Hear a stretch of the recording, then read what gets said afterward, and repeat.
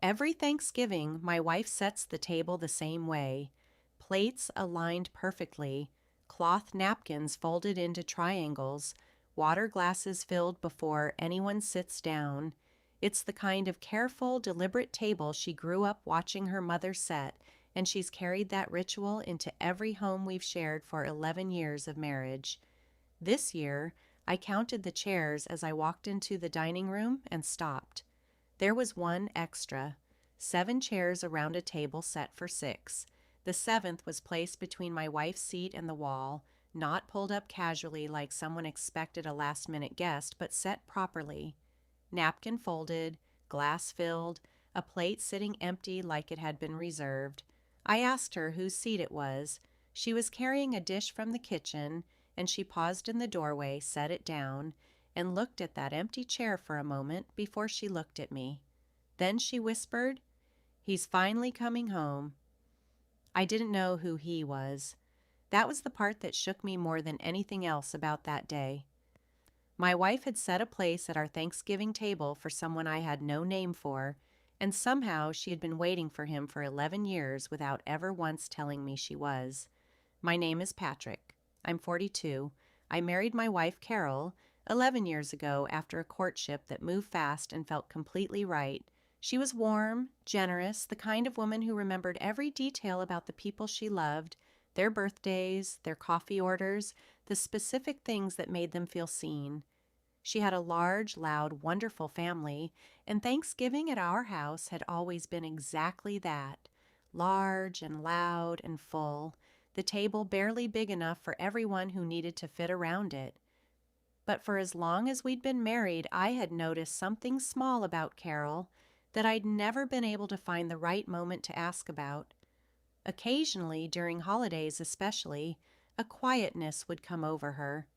A few seconds where she'd go somewhere else behind her eyes, somewhere that had nothing to do with the room she was standing in, and then it would pass, and she'd be back, fully present, laughing at something her sister said. I had assumed it was just the particular weight that holidays carry for some people. I had never pushed on it.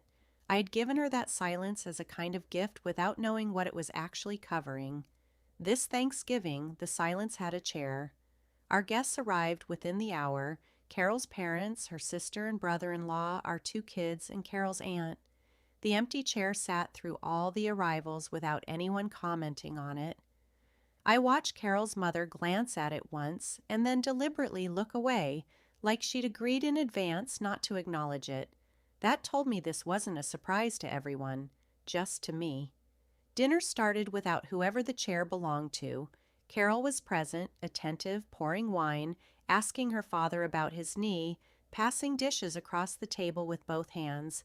But every few minutes her eyes moved to the front door, not obviously, just briefly, a reflex she'd probably trained herself to hide so well she no longer noticed doing it.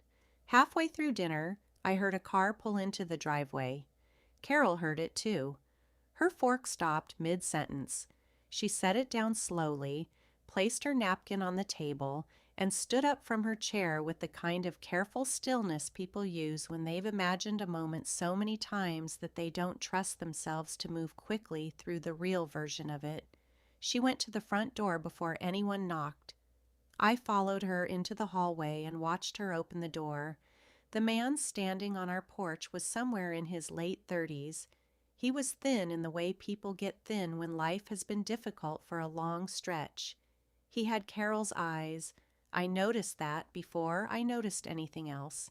The same shape, the same particular shade of dark brown that went lighter around the edges. Carol made a sound I had never heard her make before. Not quite a word, just a sound that meant she'd been waiting long enough that she'd stopped believing the wait would actually end. She pulled him into a hug that lasted a long time. When she finally stepped back, she looked at him like she was checking for something, making sure the person who'd arrived matched the one she'd been keeping a place for. Then she turned to me and said simply, "Patrick, this is my brother. His name is Daniel." I did not know my wife had a brother. In 11 years of marriage, through every family dinner, every holiday, Every conversation where her family came up, the name Daniel had never once been said in my presence. He had been removed from the story so completely that his absence had never even registered as a gap. Over the next 3 hours, first at the table, then long after dinner was cleared, sitting in the living room with the kids asleep upstairs, Carol and Daniel began telling me the version of their family story I hadn't known existed. Daniel had left home at 19, not a slow drift, but a hard break, the kind that comes from a family wound deep enough that distance feels like the only surviving option. The details belong to them, and I won't share what wasn't mine to carry, but what I understood by the end of that night was this. He and Carol had been close once, the way siblings are close when they've weathered the same difficult household together, and his leaving had taken something from her she'd never fully replaced. She hadn't told me because, for years, she hadn't known how to explain an absence that was also a grief. Daniel wasn't dead.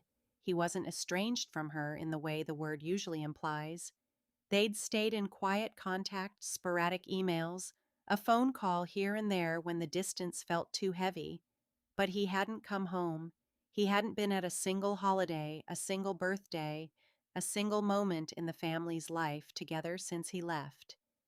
Every Thanksgiving, Carol set an extra place. She'd been doing it since before she met me, a private act of hope so small and specific that she kept it even after she thought he might never actually show up.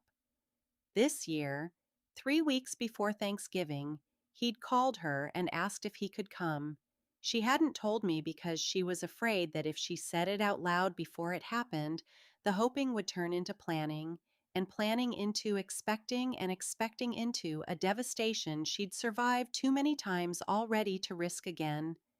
She wanted one place set quietly at the table, and she wanted to wait and see. He came. It's been 4 weeks since that Thanksgiving.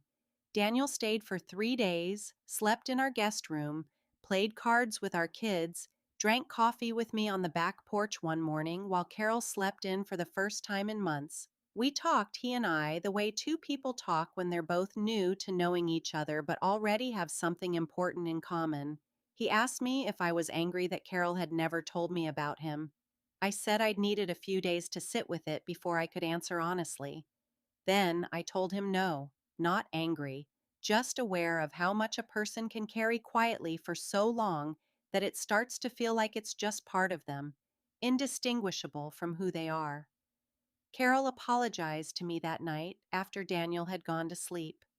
She said she should have trusted me with the full story years earlier. I told her she was probably right. Then I told her I understood why she hadn't. Some absences become so familiar they start to feel safer than hoping.